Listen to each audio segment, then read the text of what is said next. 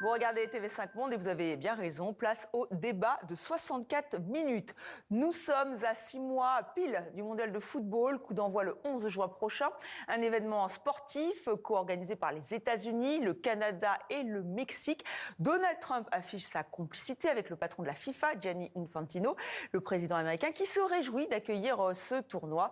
Le football devient-il de plus en plus polémique? Polémique peut-être, politique, c'est sûr. On en parle avec mes invités. Bonsoir, Kevin Vessière. Bonsoir. Vous êtes consultant géopolitique et sport. Vous signez notamment cet ouvrage, 22 histoires insolites pour comprendre le monde, paru aux éditions Max Milo. Et nous sommes en direct avec Ronan Evin. Bonsoir, vous êtes directeur général de l'association Football Supporters Europe. On va voir avec vous ce que pensent les supporters de ce virage du football. Et bien sûr, nous sommes en direct avec Elisabeth Guedel, notre correspondante à New York. Alors Elisabeth, Donald Trump se réjouit d'accueillir la Coupe du Monde de football. D'ailleurs, on a l'impression que c'est que les États-Unis qui accueillent cette Coupe du Monde de football. On se souvient de cette séquence, on va la voir à la Maison-Blanche, où il recevait la coupe des mains du patron de la FIFA. Les deux hommes sont tous sourires, très très complices. Pourquoi c'est aussi important pour Donald Trump d'accueillir ce tournoi ? Alors c'est vrai que ça va être absolument grandiose, puisque sur les 104 matchs, 78 vont être disputés sur le sol américain, dans 11 villes américaines. Donc c'est vrai que dans un pays qui n'est pas très fan normalement du football, le soccer comme on dit ici, c'est plutôt le football américain et le basket, Donald Trump veut que ça soit un immense événement pour plusieurs raisons. Tout d'abord parce qu'il adore ces grands événements sportifs populaires. Comme tout dirigeant de pays, il aimerait bien en bénéficier politiquement. Il n'est pas le seul à faire ça. Mais il y a aussi une combinaison de facteurs. C'est que les États-Unis seront en train de fêter les 250 ans du pays. Donc Donald Trump prévoit beaucoup de festivités. Et le mondial, ça en fait partie. Ça sera aussi au passage ses 80 ans, son anniversaire, le 14 juin, donc au début du mondial. Et donc il prévoit une grande fête puisque ce sera planétaire et tout le monde aura les yeux rivés sur les États-Unis. Donc ça lui plaît, ça, cet événement planétaire avec pour épicentre les États-Unis. Tout ça se combine bien pour Donald Trump. Mais ça peut aussi être à double tranchant. Kevin Vessière, c'est toujours un événement important. C'est un marqueur organisé un tel événement sportif ? Aujourd'hui, en tout cas, c'est devenu un événement de plus en plus important de l'organiser parce que vous avez de plus en plus de pays qui vont participer. Là, vous avez en tout cas 48 équipes qui vont participer. C'est l'événement le plus vu au monde. Vous avez 3 milliards de téléspectateurs. Et puis surtout, en fait, c'est un marqueur de puissance parce que organiser une Coupe du Monde, c'est finalement démontrer au monde votre capacité à organiser de manière logistique, de votre capacité économique et de votre capacité finalement à être un marqueur de puissance. Et comment est-ce que vous pouvez en tout cas accueillir le monde dans les meilleures conditions. Là par contre, ce qu'on se rend compte avec cette compétition qui est co-organisée mais qui est surtout organisée par les États-Unis, on a plus l'impression que c'est le monde qui doit s'adapter finalement aux règles des États-Unis que l'inverse. Ah oui, effectivement, et la FIFA doit s'adapter aussi. On va écouter Donald Trump, justement. Il fixe les règles du jeu et comme souvent, ce sont les siennes. Si nous pensons qu'il y aura un problème, je demanderai à Gianni de déplacer cela dans une autre ville. Nous avons beaucoup de villes qui aimeraient l'accueillir et nous le ferons de manière très sécurisée. Donc, si nous pensons qu'il y a un problème à Seattle, où vous avez un maire très libéral, / communiste, je dirais que c'est certainement même au-delà du simplement libéral. J'ai observé ce maire ce week-end. Waouh, nous avons une vraie perle là. Donc, si nous pensons qu'il y aura un problème à Seattle, Gianni, puis-je dire que nous allons déplacer? Je ne pense pas que vous aurez un problème, mais nous allons déplacer l'événement dans un endroit où il sera apprécié et sûr. Voilà, Ronan Evin, alors vous êtes avec nous, on voit que Gianni Infantino acquiesce. En fait, le patron de la FIFA, il s'adapte toujours aux pays hôtes, c'est sa marque de fabrique ? Bonsoir. Effectivement, ça a été son approche depuis son arrivée à la FIFA. Ça a été progressif, mais on trouve des traces de cette approche dès 2018 avec la Coupe du Monde en Russie, où on avait déjà à l'époque une présentation par Gianni Infantino de cette Coupe du Monde comme étant la meilleure de l'histoire. Elle serait forcément la meilleure de l'histoire. Puis on a été au Qatar, meilleure Coupe du Monde de l'histoire. Puis aux États-Unis, la meilleure Coupe du Monde de l'histoire. Mais on s'est monté ensuite en puissance. Au Qatar, Gianni Infantino a déménagé au Qatar, il est habité avec sa famille pendant plusieurs années. Et puis, avec Donald Trump, avec les États-Unis, on a un alignement qui est public, qui devient vraiment un alignement du patron de la FIFA, mais de la FIFA, avec l'administration Trump. C'est un pari qui est risqué, parce qu'en se rapprochant tant que ça de Donald Trump, en mettant en scène cette proximité, en annonçant à l'avance que ça sera la meilleure Coupe du Monde de l'histoire, en réalité, la FIFA a aujourd'hui très peu de levier, très peu de marge de manœuvre pour mettre la pression sur l'administration Trump. Comme on l'a vu dans l'extrait que vous avez diffusé, si Donald Trump demain décide que certains matchs ne peuvent pas avoir lieu dans certaines villes américaines, voire même scénario catastrophe pour la FIFA, que Donald Trump décrète que des matchs ne peuvent pas avoir lieu au Canada ou au Mexique, la FIFA n'aurait d'autre solution que de s'adapter. Elle a perdu tout levier sur le pays organisateur. Justement, Elisabeth Guedel, ça, est-ce qu'on en parle un peu? Est-ce que c'est possible que Donald Trump décide que finalement, un match ne se passe pas non seulement dans une ville démocrate, c'est ce qu'il menaçait à l'instant, ou même dans un autre pays? Ah oui, Donald Trump, tout est possible avec lui. On l'a bien vu depuis son retour à la Maison-Blanche au début de l'année 2025, depuis un an. Tout est possible. Il a menacé, effectivement, de changer les règles. Maintenant, ça va être un peu compliqué. Il s'entend vraiment bien avec Gianni Infantino, puisque le patron de la Coupe du Monde de la FIFA, a ouvert un bureau dans la Trump Organization, dans le building, ici à Manhattan. Donc, il a tout fait pour être très proche de Donald Trump, que tout soit coordonné avec lui. Ils ont un intérêt commun qui est évidemment les retombées financières. C'est vraiment ça, ils s'entendent très bien sur ce côté-là.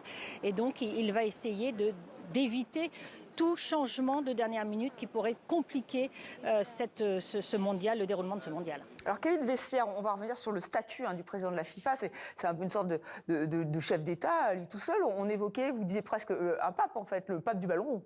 Alors c'est vrai que normalement le président de la FIFA c'est censé être le président d'une organisation à but non lucratif, mais en tout cas du fait que maintenant, une Coupe du Monde ça peut générer jusqu'à 6 milliards de revenus pour la FIFA, du fait aussi que le président de la FIFA c'est le président d'une organisation qui regroupe 208 en tout cas fédération nationale, donc on peut dire pays, donc ça pèse plus que l'ONU avec 192 pays membres, donc il a un statut de chef d'État, voire au-delà, donc c'est pour ça qu'on parle parfois de Gianni Infantino comme un pape du football, et que parfois aussi, on peut le voir avec Donald Trump, pour lui finalement il est un petit peu d'égal à égal avec Donald Trump, parce qu'il a la position d'un chef d'État, voire en tout cas d'une organisation supranationale, puissante financièrement, et avec un produit phare qui est la Coupe du Monde. Et alors, effectivement, on s'interroge sur le football. Est-il en train de devenir de plus en plus politique, géopolitique? On va regarder cette image. Nous sommes donc en octobre dernier. C'est le sommet sur la paix à Gaza, également connu sous le nom de sommet de Sharm el-Sheikh. Alors, vous voyez, il y a les puissants. On vient de voir Giorgia Meloni, on a vu Keir Starmer. Et là, on retrouve Gianni Infantino, mais on se demande qu'est-ce qu'il fait là en fait. Mais c'est pas la première fois que Gianni Infantino avait décalé son agenda, en tout cas pour voir Donald Trump, parce que comme je vous le disais, en tout cas, il se considère comme un chef d'État. Il a une très forte proximité avec Donald Trump parce qu'il veut en tout cas s'associer à la première puissance mondiale. Et aussi, il a un côté, par certains aspects, notamment sur l'aspect du pouvoir, du partage du pouvoir, un côté autoritarisme au sein de la FIFA, qu'il peut avoir des accointances aussi avec Donald Trump. Et aussi, on se souvient que c'était en juin dernier, il y avait un congrès de la FIFA qui devait avoir lieu au Paraguay, et Infantino avait décalé son agenda et s'était rendu en Arabie Saoudite pour rejoindre Donald Trump parce qu'il y avait des intérêts économique aussi derrière ce voyage-là. Et donc on voit que Infantino, déjà par le passé, comme ça a été expliqué, pour la Russie ou pour le Qatar, pour la présidente de la Coupe du Monde, il y avait un lien assez fort avec les chefs d'État présents. Mais là, en tout cas, le lien est d'autant plus fort, notamment du fait que ça soit en partie les États-Unis qui organisent et qu'il veut s'associer à la première puissance mondiale avec, en tout cas, des positions politiques qu'il partage avec Donald Trump. Ronan, Eva, est-ce que vous êtes surpris, en tant sur place du point de vue des supporters, vous les représentez là, justement de cette présence de Gianni Infantino à ce sommet? Clairement, il n'a rien à faire à un sommet pour la paix à Gaza. Il l'a justifié en expliquant qu'il s'agissait pour la FIFA d'annoncer le financement de construction de terrains de foot à Gaza, ce qui de toute façon est sa mission, la Fédération palestinienne de foot étant membre de la FIFA. Et donc c'était une excuse, un prétexte, la réalité de la présence de Gianni Infantino à Sharm el-Sheikh, c'était uniquement pour servir son propre agenda personnel, pour mettre sa propre personne en avant, et absolument pas pour servir le foot. Le problème d'un point de vue de supporters, mais je pense pour un certain nombre d'observateurs, c'est que Gianni Infantino est un administrateur du foot. Il n'a absolument pas mission, c'est absolument pas sa mission, son rôle de se mettre à ce point-là en avant. On le voit bien avec les confédérations continentales de foot, le CIO ou d'autres organisations internationales sportives. Les présidents ne sont jamais des personnalités publiques comme l'est Gianni Infantino. Donc il a personnifié la présidence. Aujourd'hui, on est, comme ça a été expliqué sur le plateau, on est sur une gouvernance assez autoritaire. Le principal canal de communication de la FIFA aujourd'hui est le compte Instagram personnel de Gianni Infantino. Il est absolument partout.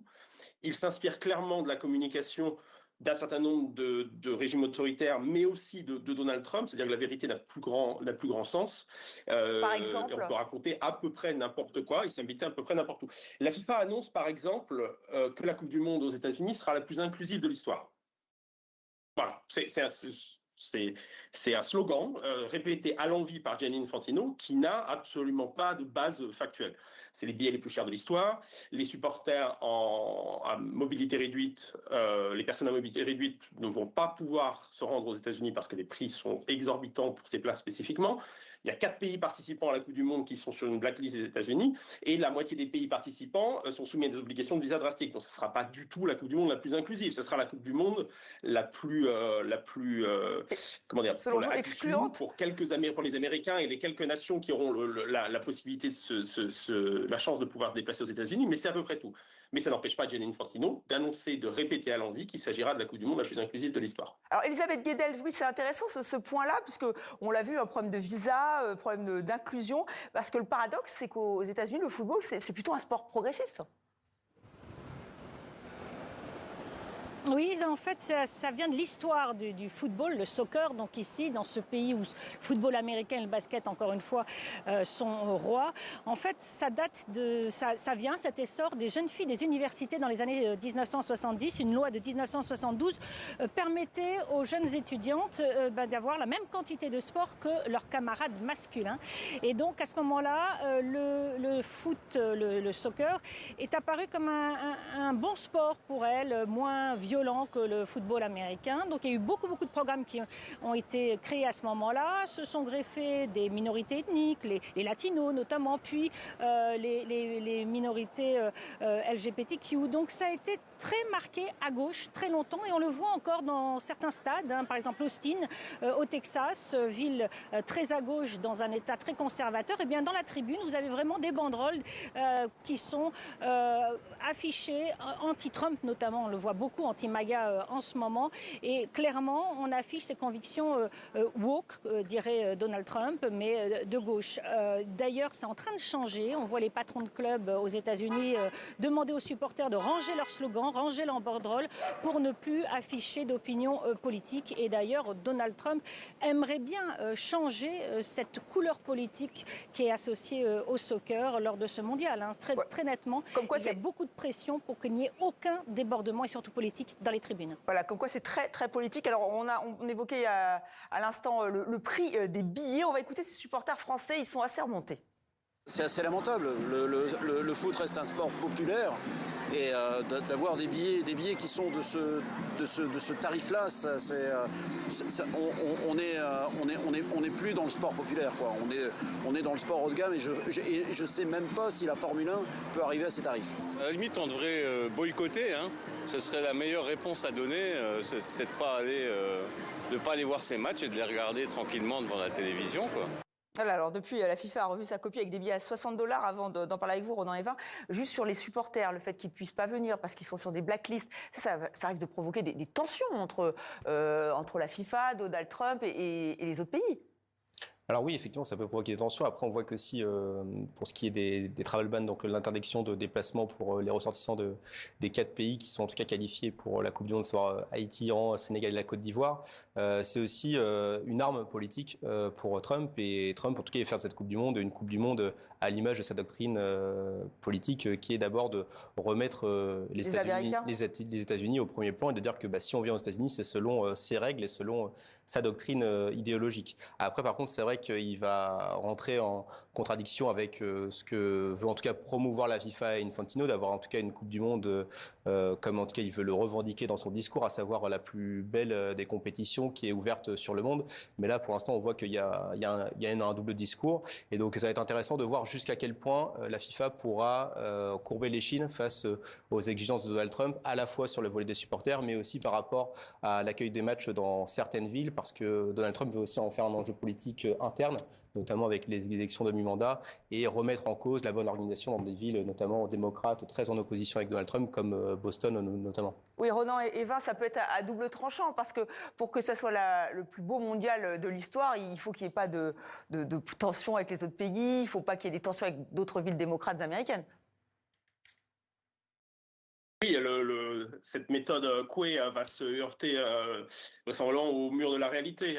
Avec les tarifs qui sont offerts aujourd'hui, le risque d'avoir des sièges vides est relativement élevé, en tout cas pour les matchs qui n'auront que peu d'intérêt. On aura un public qui sera essentiellement américain dans les tribunes, avec très peu, voire même pas du tout d'ambiance, puisque les supporters les plus actifs, s'ils peuvent se déplacer, seront relégués très haut en tribune sous le toit. Et on est aujourd'hui sur un degré d'impréparation, d'improvisation qui est assez inédit dans l'histoire moderne de la Coupe du Monde. C'est-à-dire qu'on ne sait pas très bien comment le tournoi sera organisé, qu'est-ce qui sera autorisé, qui seront les forces de police en charge de la sécurité des stades. Et tout ça vient bien sûr à un moment où on a des inquiétudes fortes sur la militarisation de la police américaine, avec le refus des autorités américaines de déployer des polices européennes partout dans le monde pour les accompagner pendant la Coupe du Monde, ce qui est inédit. Et donc, aujourd'hui, on ne sait pas trop où on va. Et le risque de troubles importants ou de problèmes organisationnels sérieux est assez important. D'accord. Écoutez, merci. On va suivre ça avec attention. Nous sommes à 6 mois, je le rappelle, de ce coup d'envoi du mondial. Merci à vous trois d'avoir participé à ce débat.